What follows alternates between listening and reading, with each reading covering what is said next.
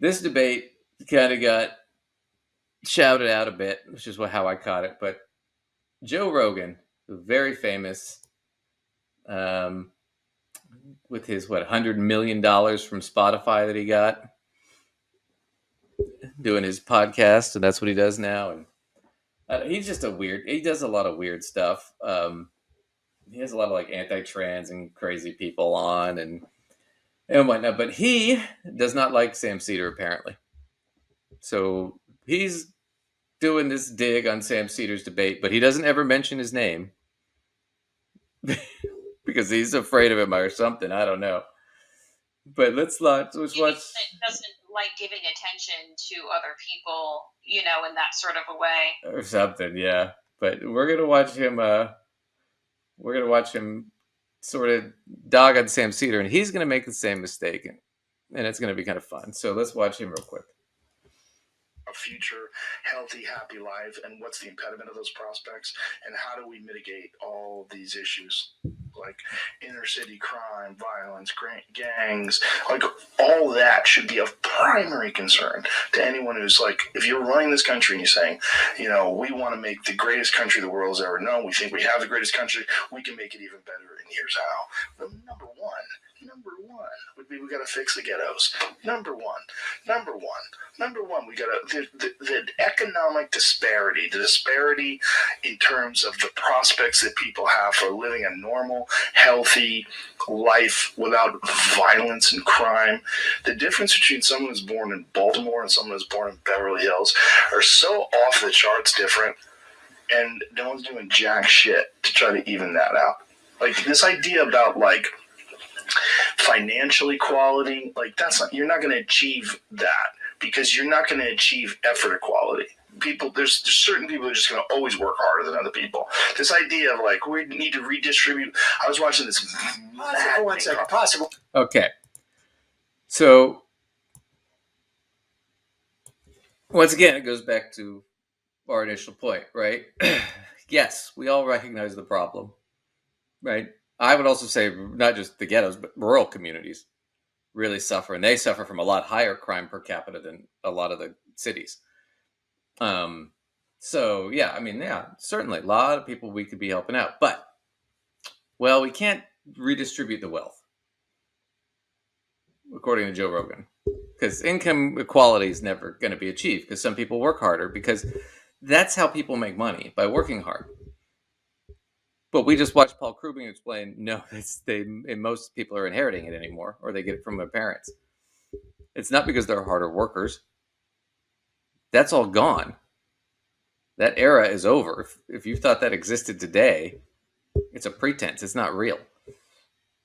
Right?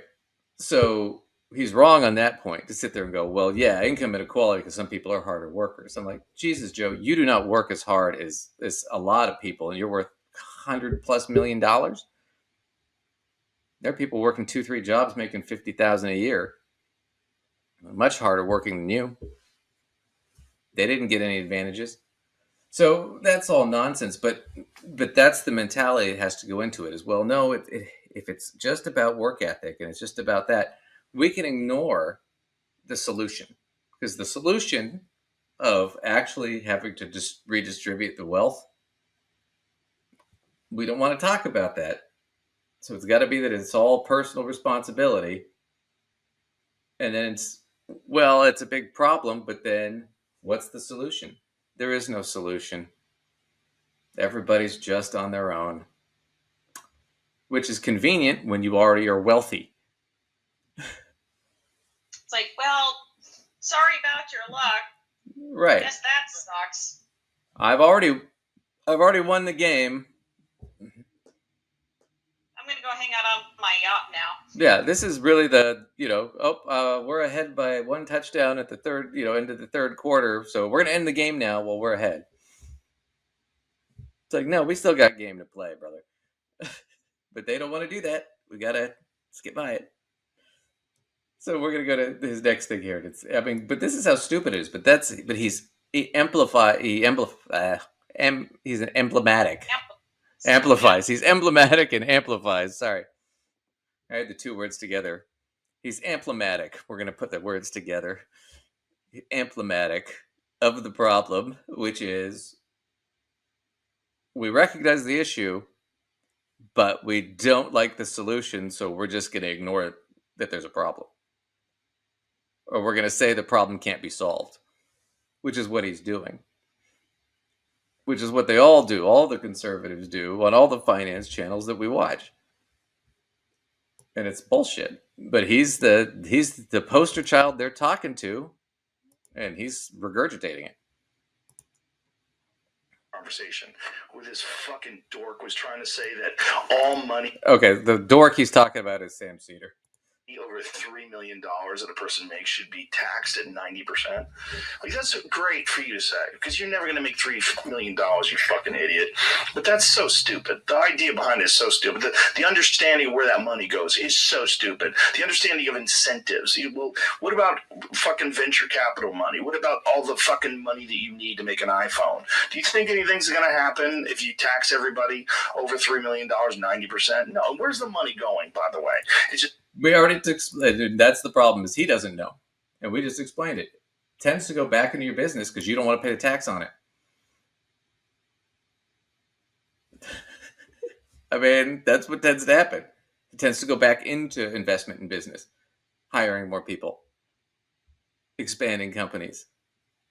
Give a few raises to some well-deserving people, maybe create a few positions that let people move up. Maybe you create some of the lower level positions so you can have more positions in general. Yeah, all sorts of things. Right. Plus, some people are going to collect it, and the tax revenue is going to go up significantly. But where do you think an iPhone comes from? I don't know where Joe Rogan thinks an iPhone comes from, because it wasn't developed by private industry. The technology for that, I mean, yeah, Apple developed it, but the technology for it was not developed by private industry. It was developed by universities and government giving grants. The cell phone towers, the satellites, all that shit funded by government. I mean, which comes from what? Tax money. So if we have more tax money, we're throwing more into R&D, which makes us more competitive, which makes us a bigger problem for Russia and China and all these countries they want to go to war with. I mean, it's such a, we can't. It's one of those where it's like, it's like the general saying, no, we have to stand in a line out in the open, right? When the soldiers are sitting there going, yeah, but the American troops are hiding behind trees, shooting at us and picking us off one by one. Yeah, but traditionally we stand in a line in the open, shoulder to shoulder. Yeah, but the Americans are hiding behind it now, but we stand in a line. I mean, it's the same. We can't, there's no solution, guys. There's no solution to this problem. Really? Could we change the color of our uniforms from red to, I don't know, brown, and maybe fucking hide or lay on the ground or something? Right? So it'll look like a freaking beacon to be shot at. Right. Sign me up for that, please. But that's the point, is no, it doesn't work. It can't work. That's stupid. Nope. Da.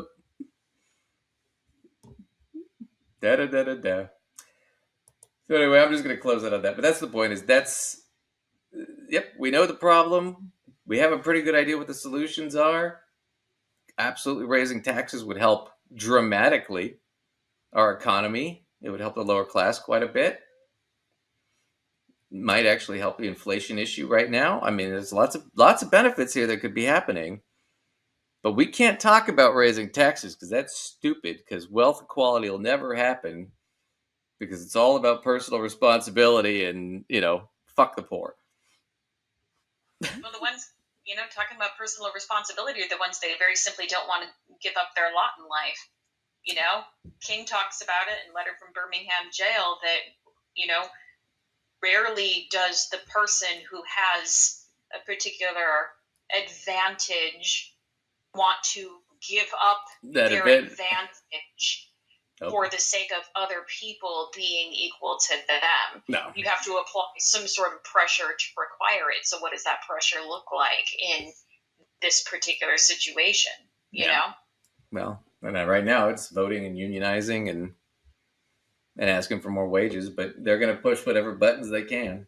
So, yeah, I mean, that's kind of our thing about it. I mean, like I said, I think Sam was more right than he knew, because the tax situation might actually quell the inflation problem a lot better than a monetary policy, a fiscal policy of raising tax. Right. And the government saying, hey, I mean, if you're going to, because they subsidize a lot of like the farms and stuff and things like that. But it's like, okay, if I'm subsidizing the farm as the federal government, and it's like, okay, you guys are jacking, not Safeway, but let's say some milk company is jacking up the price of milk. I might tell the farms, well, I'm going to reduce your subsidies if you sell to that company who overpricing milk, or you have to price milk at X amount, or companies can only charge X amount. If otherwise, we're going to lose subsidies. I mean, there are lots of things you could do along the line, because the government pays for a lot of shit that people forget about. So anyway, that was our income